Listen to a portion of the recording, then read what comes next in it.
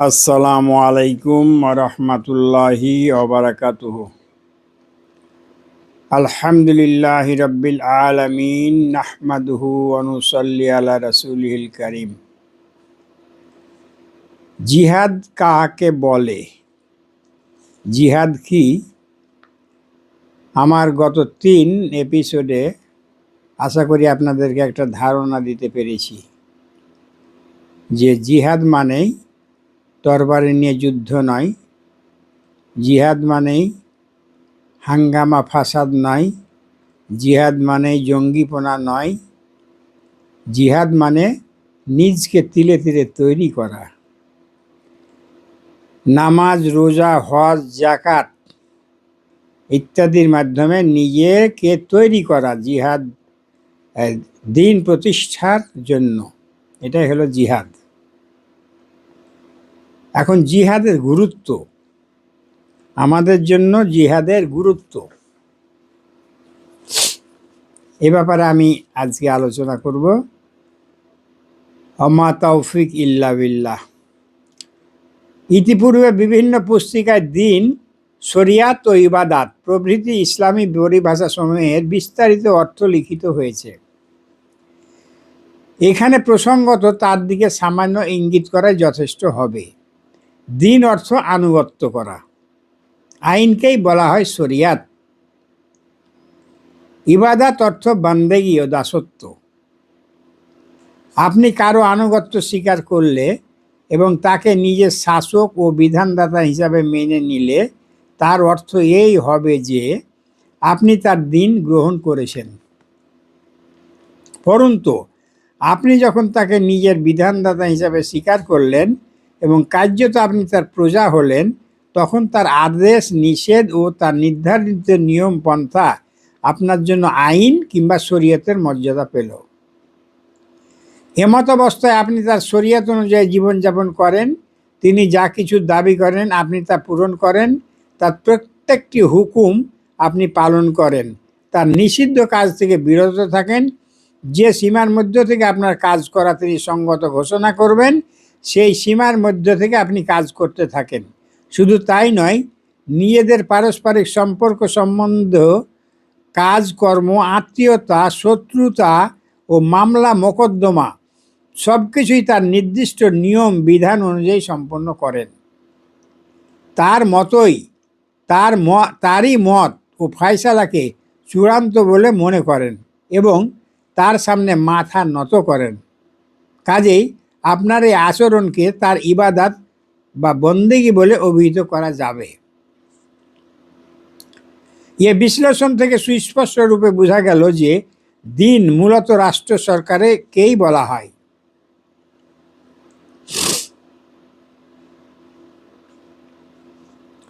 শরিয়াত হচ্ছে এর আইন এবং এর আইন ও নিয়ম প্রথা যথারীতি মেনে চলাকে বলা হয় ইবাদত। আপনি যাকেই শাসক ও নিরঙ্কুশ রাষ্ট্রকর্তা রূপে মেনে তার অধীনতা স্বীকার করবেন, আপনি মূলত তারই দিনের অন্তর্ভুক্ত হবেন। আপনার এ শাসক ও রাষ্ট্রকর্তা যদি আল্লাহ হন তবে আপনি তার দিনের অধীন হলেন। তিনি যদি কোনো রাজা বাদশাহ হন তবে বাদশার দিনকে আপনার কবুল করা হবে। বিশেষ কোনো জাতিকে এ মর্যাদা দিলে সেই জাতিরই দিন গ্রহণ করা হবে, আর আপনার নিজের জাতি বা নিজ দেশের জনগণকে সেই অধিকার দিলে জনগণের দিনই আপনি গ্রহণ করলেন। মোট কথা, যারই আনুগত্য করবেন প্রকৃতপক্ষে আপনি তারই দিন পালন করতে থাকবেন এবং যারই আইন আপনি মেনে চলবেন মূলত তারই ইবাদত করা হবে। এ কথার পর এ সহজ কথাটিও বুঝতে এতটুকু কষ্ট হবার কথা নয় যে একজন মানুষ একই সময়ে দুটি দিন কোনো রূপে পালন করতে পারে না। বিভিন্ন শাসকের মধ্যে এক সময়ে মূলত ও কার্যত একজনকেই অনুসরণ করা সম্ভব। বিভিন্ন আইনের মধ্যে একটি আইন মানুষের জীবনের দায়িত্ব নিতে পারে এবং অসংখ্য মাবুদের মধ্যে একজনেরই ইবাদত করা আপনার পক্ষে সম্ভব। যদি প্রশ্ন করা হয় যে আকীদা বিশ্বাসের দিক দিয়ে আমরা একজনকে শাসনকর্তা মানব আর বাস্তব ক্ষেত্রে আনুগত্য করব অপরজনের, এবং বান্দেগি করব তৃতীয় একজনের আইন অনুসারে, এতে আপত্তি কি থাকতে পারে? এর উত্তর এই যে এটা হতে পারে, বস্তুত এখন চারিদিকে এটাই হচ্ছে, কিন্তু জেনে রাখুন এটা পরিষ্কার শিরক, আর শিরকের সবটাই সম্পূর্ণ মিথ্যা। বাস্তব ক্ষেত্রে আপনি যারই আইন পালন করে চলবেন, মূলত তারই দিন আপনার পালন করা হবে। অতএব যার আনুগত্য আপনি করেন না, তাকে শাসনকর্তা এবং তার দিনকে নিজের দিন বলে প্রকাশ করা বিরাট মিথ্যা ছাড়া কী বা হতে পারে? মুখে মুখে এ কথা প্রচার করলে কিংবা মন দিয়ে তা বুঝতে থাকলে তাতে লাভ কি, এবং বাহ্য জগতে তার কী বা ফল পাওয়া যেতে পারে? আপনার জীবনের যাবতীয় কর্ম যখন একজনের শরিয়াত নির্দিষ্ট লঙ্ঘন করে, আর কার্যত আপনি অপর কোনো শরিয়াত পালন করতে থাকেন, তখন সেই শরিয়াত মেনে চলা সম্পর্কে আপনার দাবি কি একেবারে অর্থহীন হয়ে যায় না? বাস্তব ক্ষেত্রে আপনি যখন একজনের বান্দেগি করেন, তখন অন্য কাউকে নিজের মাবুদ বলে প্রচার করা এবং নিজের মস্তক তার সামনে অবনত করা কি একটা কৃত্রিম ব্যাপারে পরিণত হয় না? কারণ প্রকৃতপক্ষে আপনি তারই হুকুম পালন করে চলেন, তারই নিষিদ্ধ কাজ থেকে আপনি বিরত থাকেন, তারই নির্দিষ্ট সীমার মধ্যে থেকে সকল কাজ সম্পন্ন করেন এবং তারই উপস্থাপিত নিয়ম পন্থা আপনি বাস্তব ক্ষেত্রে পালন করে চলেন। নিজেদের মধ্যে লেনদেনও তারই দেওয়া নিয়ম নীতি অনুসারে করে থাকেন। আপনার যাবতীয় ব্যাপারে ও কাজকর্মে আপনি তার সিদ্ধান্ত গ্রহণ করেন। আপনাদের পারস্পরিক সম্পর্ক, সংগঠন এবং অধিকার বন্টনের কাজও তারই দেওয়া বিধান অনুযায়ী করে থাকেন। শুধু তাই নয়, তারই দাবি ও নির্দেশ অনুযায়ী আপনি আপনার মন, মগজ ও হাত পায়ের সমগ্র শক্তি, প্রতিভা, শ্রমোপর্জিত সমস্ত ধন সম্পদ এবং সর্বশেষে নিজের মহামূল্যবান জীবন প্রাণ পর্যন্ত তার সামনে পেশ করে থাকেন। অতএব আপনার কাজ যদি আকীদা বিশ্বাসের বিপরীত হয়, তবে আপনার বাস্তব কাজই হবে আসল ধর্তব্য ব্যাপার। এমত অবস্থায় নিছক আকীদা বিশ্বাসের কোনো মূল্য নেই, তা হিসেবের মধ্যে আসতে পারে না। এমন আকীদা বিশ্বাসের গুরুত্ব বা কী হতে পারে, বাস্তবে যার কোনো অস্তিত্বই নেই। বাস্তব ক্ষেত্রে একজন লোক যদি বাদশার দিন মেনে চলে, তবে আল্লাহর দিনের কোনো স্থানই সেখানে হতে পারে না। অনুরূপভাবে বাস্তব কাজকর্ম যদি জনগণের দিন কিংবা ইংল্যান্ড, জার্মান দেশ ও রাজ্যের দিন পালন করা হয়, তবে সেখানেও আল্লাহর দিনের আদৌ কোনো স্থান হতে পারে না। যেমন আমরা প্রায় ক্ষেত্রে বলে থাকি যে এখনও আমরা ব্রিটিশের আইন মোতাবেক চলি, প্রায় ক্ষেত্রে কিন্তু আমরা কথাটা বলি। পক্ষান্তরে আপনি যদি আল্লাহর দিন মেনে চলেন, তবে অন্যান্য কোনো দিনের স্থানই সেখানে হবে না। এক কথায় এটা চূড়ান্তভাবে মনে রাখা দরকার যে শিরক নিছক মিথ্যা ছাড়া আর কিছুই নয়। এ তত্ত্ব বুঝে নেওয়ার পর কোনো দীর্ঘ জটিল আলোচনা ছাড়া আপনি স্বতঃস্ফূর্তভাবে উপলব্ধি করতে পারবেন যে দিন যাই এবং যে ধরনেরই হোক না কেন, রাষ্ট্র ও সরকারি কর্তৃত্ব ছাড়া তার কোনো মূল্য নেই। গণদিন, শাহী দিন, কমিউনিস্ট দিন কিংবা আল্লাহর দিন যাই হোক না কেন, একটি দিনেরও প্রতিষ্ঠা রাষ্ট্রশক্তি ছাড়া আদৌ সম্ভব নয়। প্রাসাদের শুধু কাল্পনিক চিত্র, যার বাস্তব কোনো অস্তিত্ব নেই, যেমন অর্থহীন, অনুরূপভাবে রাষ্ট্র সরকার ছাড়া একটি দিনও সম্পূর্ণরূপে নিরর্থক। আপনি যখন বাস করবেন বাস্তবে প্রতিষ্ঠিত প্রাসাদে, তারই দ্বারে প্রবেশ করবেন, তা থেকে বের হবেন, তার ছাদ ও প্রাচীরের ছায়া আপনাকে আশ্রয় দান করবে, তখন এক কাল্পনিক প্রাসাদের রঙিন চিত্র হতে কি এ ফায়দা আপনি আশা করতে পারেন? আপনাকে তো বসবাসের সমস্ত ব্যবস্থা করতে হবে বাস্তবে প্রতিষ্ঠিত প্রাসাদ অনুযায়ী। পরন্তু একটা চিত্র অনুযায়ী নির্মিত প্রাসাদে বসবাস শুরু করে অন্য প্রাসাদের চিত্র কল্পনা করা কিংবা তার প্রতি নিছক একটা ভক্তি বা বিশ্বাস রাখার বাস্তব ক্ষেত্রে কি ফল পাওয়া যেতে পারে? একটি কাল্পনিক প্রাসাদ মনের মধ্যে রেখে বাস্তব বসবাস অন্য কোনো প্রাসাদে করা কতখানি হাস্যকর ব্যাপার, তা সহজেই অনুমেয়। মস্তিষ্কের মধ্যে যে প্রাসাদের কাল্পনিক চিত্র রয়েছে তাকে কখনো প্রাসাদ বলা যায় না, আর তাতে বসবাস করাও কারো পক্ষে সম্ভব নয়। এ উদাহরণ অনুযায়ী কোনো দিনকে সত্য দিন হিসাবে শুধু বিশ্বাস করারই কোনো অর্থ হয় না। মানুষ যখন বাস্তবে জীবনযাপন করবে একটি দিন অনুসারে, তখন অন্য কোনো দিনকে কাল্পনিকভাবে বিশ্বাস করা একেবারেই অর্থহীন। কাল্পনিক দিনকেও অনুরূপভাবে দিন বলা যায় না, এবং কল্পিত প্রাসাদের ন্যায় কাল্পনিক দিনও কেউ প্রকৃত দিনরূপে গ্রহণ করতে পারে না। বাস্তব ক্ষেত্রে যার ক্ষমতা স্বীকৃত ও কর্তৃত্ব স্থাপিত হবে, যার আইন কার্যত চলবে এবং যার দ্বারা ব্যবস্থা অনুযায়ী মানব জীবনের যাবতীয় কাজকর্ম সুসম্পন্ন হবে। বস্তুত দিন তার হবে, অতএব প্রত্যেক দিন স্বভাবতই নিজের রাষ্ট্র প্রতিষ্ঠার দাবি রাখে, এবং দিন এই জন্যই হয় যে তা যে ক্ষমতাকে প্রতিষ্ঠিত করতে চায়, বন্দেগী, দাসত্ব ও আইন পালনও একমাত্র তারই হবে। একটি উদাহরণ দেওয়া যাচ্ছে। গণদিনের অর্থ কি? একটি দেশের অধিবাসী জনগণই সেখানে নিজস্ব ক্ষমতা ও প্রভুত্বের মালিক।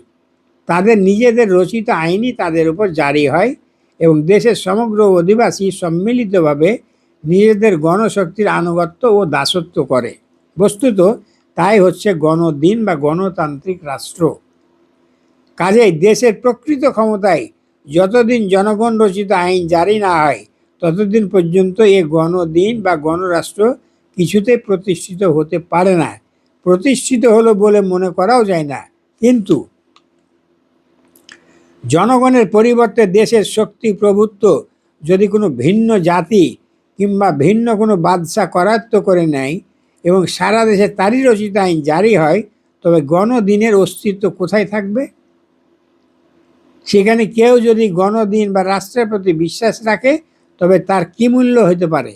কারণ যতক্ষণ পর্যন্ত বাদশা কিংবা ভিন্ন জাতির দিন প্রতিষ্ঠিত থাকবে, ততদিন সে গণরাষ্ট্রের অনুসরণ করতে পারে না। শাহী দিনের কথাই ধরা যাক। এ দিন অনুযায়ী যে বাদশা উচ্চতর কর্তা ও প্রভু নির্ধারিত হয়, তার অনুগত্য ও ইবাদত করা এবং তার আইন বাস্তবে জারি করাই তার মূল লক্ষ্য। তাই যদি না হয়, তবে বাদশাকে বাদশা মানলে এবং তাকে শ্রেষ্ঠ প্রভু স্বীকার করলে বাস্তবে কী লাভ হবে? বাস্তব ক্ষেত্রে যদি গণদিন বা গণরাষ্ট্র কিংবা ভিন্ন জাতির শাসন স্থাপিত হয়, তাহলে শাহী দিন থাকলো কোথায়? তার অনুসরণই বা কে করতে পারে? বেশি দিনের কথা নয়, এদেশে অধুনা তিরোহিত ইংরেজের দিন বা রাষ্ট্র সম্পর্কে চিন্তা করলেই বিষয়টি সুস্পষ্ট হয়ে ওঠে। ইংরেজের শক্তি ও প্রভুত্বের মারফতে ভারত শাসন আইন ও দেওয়ানি আইন জারি ছিল বলেই তো এ দিন চলছিল। দেশবাসীর সমস্ত কাজকর্ম ইংরেজের নির্ধারিত নিয়ম পদ্ধতিতে সম্পন্ন হতো। সকল মানুষ তারই হুকুম মাথা নত করে পালন করত। এ দিন এতখানি শক্তি সহকারে যতদিন পর্যন্ত স্থাপিত ছিল, ততদিন পর্যন্ত এখানে অন্য কোনো দিনের বস্তুতই কোনো স্থান ছিল না। ফৌজদারি দণ্ডবিধি ও দেওয়ানি কার্যবিধি রহিত হয়ে গেলে এবং ইংরেজের আইন পালনও কার্যত তার দাসত্ব না করা হলে ইংরেজ রাষ্ট্র বা দিন কোথায় থাকবে? বস্তুত দিন ইসলামের অবস্থাও ঠিক এইরূপ। এ দিনের মূল কথা এই যে পৃথিবীর মালিক ও সমগ্র মানুষের একমাত্র বাদশা হচ্ছেন আল্লাহ তাআলা। কাজে আনুগত্য ও দাসত্ব একমাত্র তারই করতে হবে, এবং তার দেওয়া শরিয়াত অনুযায়ী মানুষ জীবনের সকল প্রকার কাজকর্ম সম্পন্ন করতে হবে। ইসলাম কর্তৃক স্থাপিত এ মত উচ্চতর ক্ষমতা ও প্রভুত্ব একমাত্র আল্লাহর।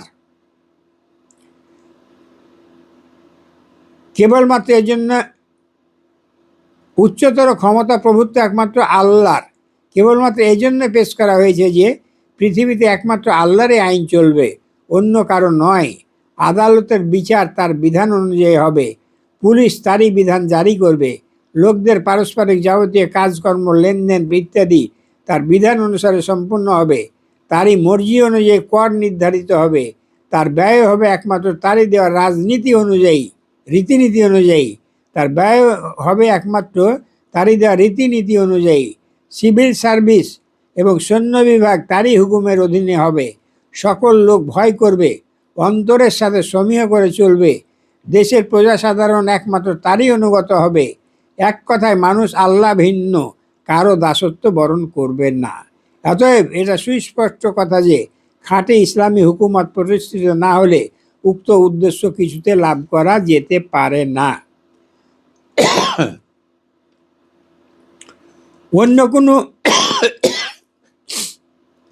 অন্য কোনো দিনের সাথে এর কোনো সামঞ্জস্য নেই, অংশীদারিত্ব নেই। আর সত্য কথা এই যে কোনো দিনই অন্য দিনের অংশীদারিত্ব বরদাস্ত করতে পারে না।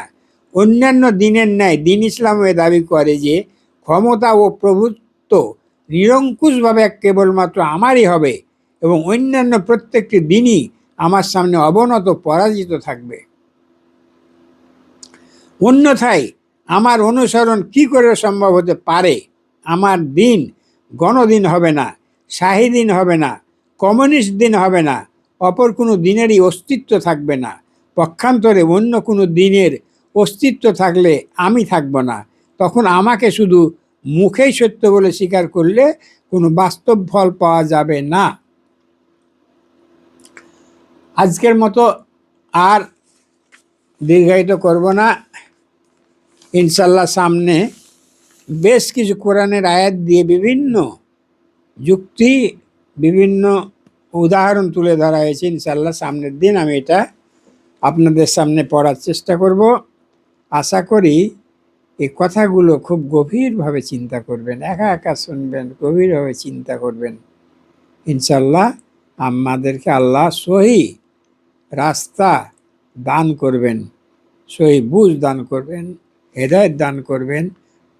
দোয়া করি আল্লাহ যেন আমাদেরকে এই কথাগুলো বুঝার এবং মেনে চলার তৌফিক দান করেন। আল্লাহুম্মা আমিন। আসসালামু আলাইকুম ওয়া রাহমাতুল্লাহি ওয়া বারাকাতুহু।